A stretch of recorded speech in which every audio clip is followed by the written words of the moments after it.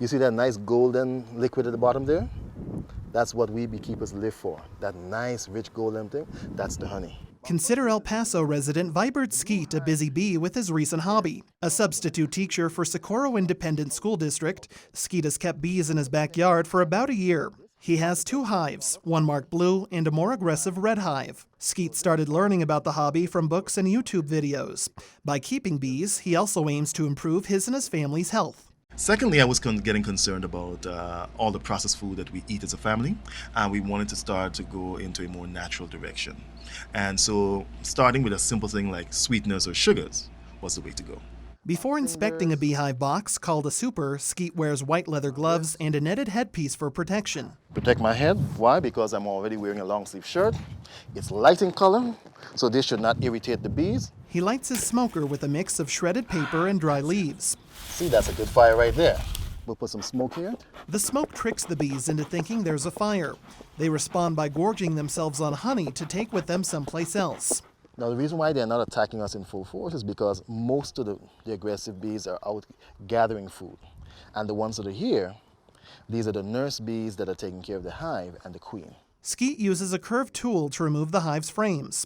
They're stuck together by a bee glue called propolis. The bees build honeycomb in an egg-shaped pattern.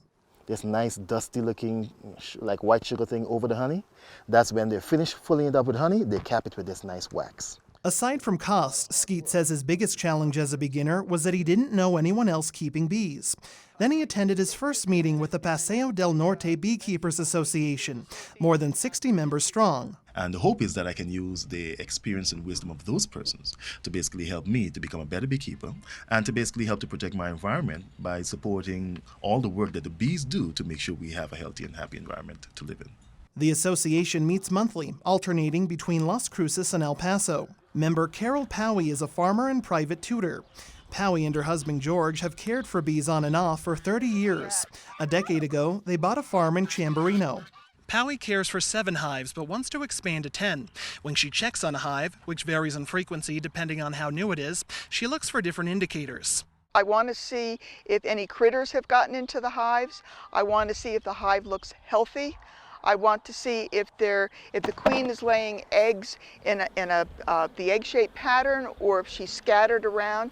If the eggs are scattered around, it may mean that she's starting to fail and need to be replaced. Oh, look at all the brood on this side. This is all capped larvae, and there's some larvae that hasn't been capped along the edges.